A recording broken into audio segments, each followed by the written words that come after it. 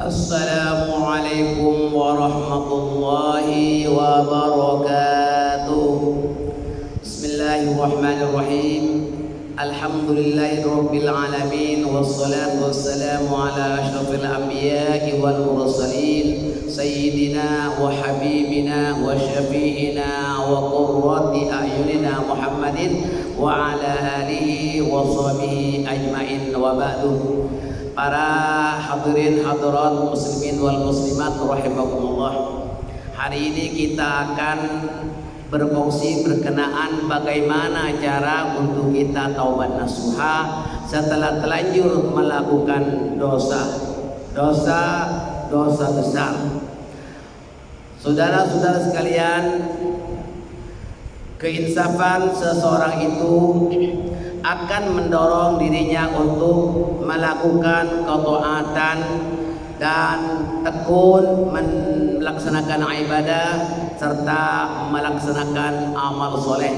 Ini orang-orang yang melakukan dosa besar seperti melakukan kesesatan, telanjur melakukan zina, membunuh tanpa hak, dan termasuk juga mengajar orang dengan ajaran sesat, serta fasik. Fasik ini orang muslim yang berani meninggalkan ibadat, berani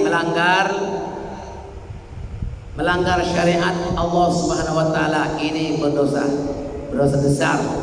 Bagaimana caranya untuk kita bertaubat?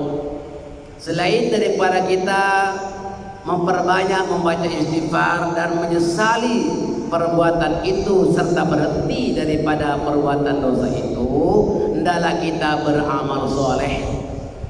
Amal soleh itu dapat menghapuskan kesalahan dan dosa-dosa besar. Dan amal soleh ini Pak, Ibu, luas sekali ya. Amal soleh selain beribadah, amal soleh ini amal soleh ini banyak sekali, termasuk menafkahkan sebagian daripada harta atau keuangan yang dimiliki, itu juga dikira amal soleh.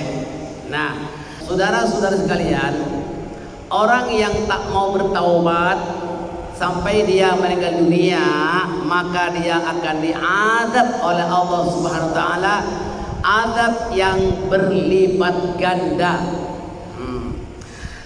Anda lihat di dalam surah Al-Furqan ayat ke-69 diterangkan, yudha'afu lahul 'adzabu yaumal qiyamati wa yakhlud fi muhana.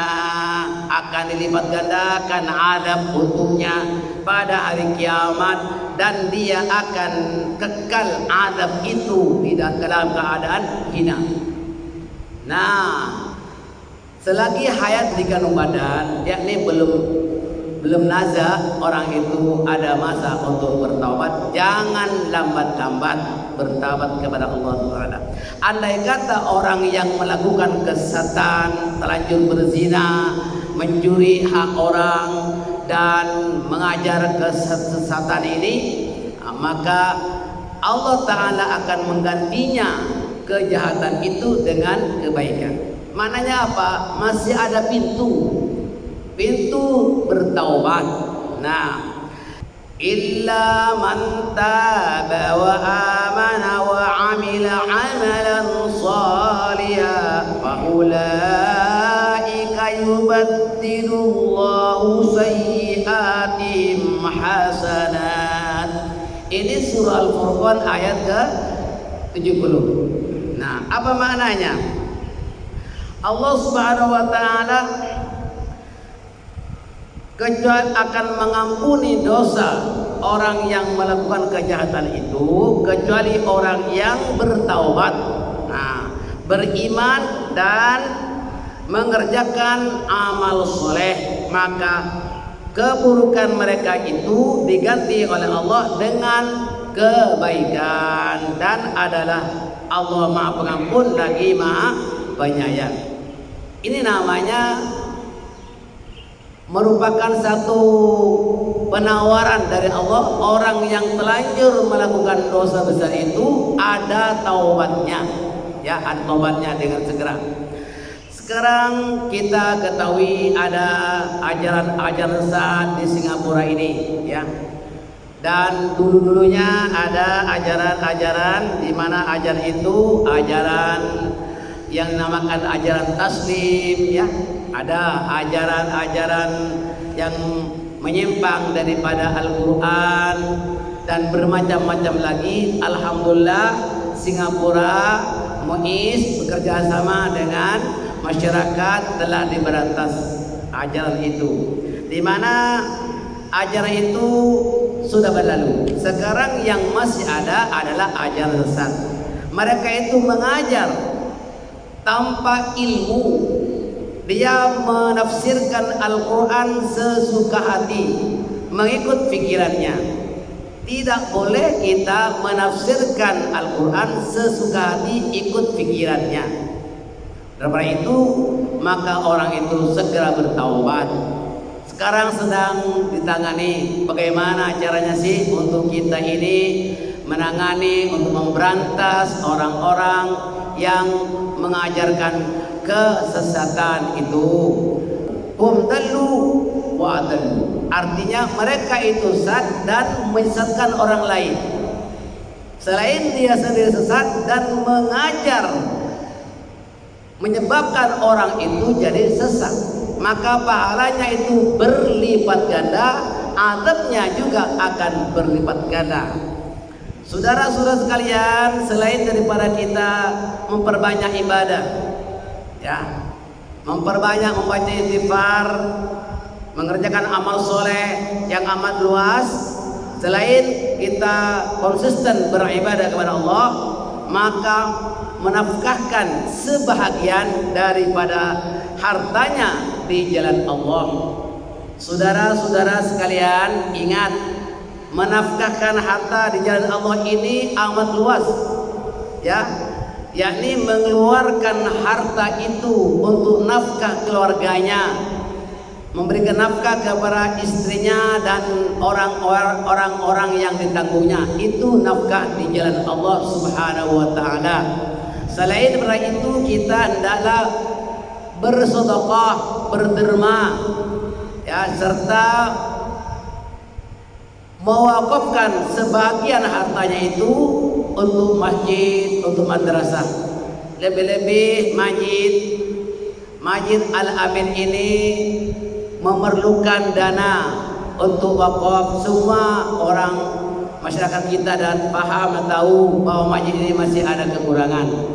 Nah, inilah dia sebagian, bukan semua, sebagian daripada harta yang mereka miliki itu hendaklah diwakafkan, dan Allah Ta'ala akan ampunkan dosanya, selamat daripada segala kecelakaan, selamat daripada bencana, dan selamat daripada penyakit. Saudara-saudara sekalian, sedekah ini banyak sekali manfaatnya, ya. Karena sedekah ini dapat menolak segala bencana, dan pada hari kiamat manusia itu akan bernaung di bawah sedekahnya. Inilah saudara-saudara sekalian, namanya taubat nasuha. Dan saudara-saudara sekalian, selain itu kita mendirikan sholat salat taubat. Ada dalam kitab itu diterangkan sembahyang taubat itu cukup 2 rakaat. Usolli sunnatat taubati rakaatain lillahi ta'ala. Rakaat yang pertama membaca Al-Fatihah dan surah apa saja dulu. Kalau belum hafal, qul ya ayyuhal kafirun pun boleh. Kalau tak hafal, baca surah apa yang boleh, ya, boleh membaca surah Al-Ikhlas, qul huwallahu ahad pun boleh, dan seterusnya dan seterusnya. Taubat. Hanya 2 rakaat. Setelah itu memperbanyak membaca istighfar dan doa-doa yang lain, termasuk istighfar yang dinamakan Sayyidul Istighfar dan istighfar Al-Kabir dan bermacam-macam lagi. Yang paling penting, orang bertaubat itu menyesal dan berhenti daripada melakukan dosa itu. Itulah diantaranya. Maka saudara sekalian, ingat sabda Rasulullah SAW, yang diterangkan dalam riwayat Imam At-Tirmidzi, ittaqillaha haitsu ma kunta wa atbi'is sayyi'atal hasanata tamhuha.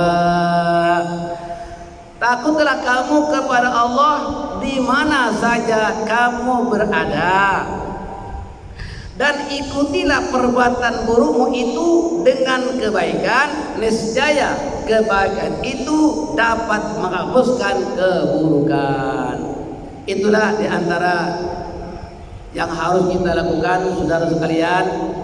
Mudah-mudahan para jemaah diberi keinsafan dan hidayah daripada Allah Subhanahu wa taala. Itu saja sekadar menerangkan sambungan daripada minggu lepas berkenaan tentang taubat nasuha.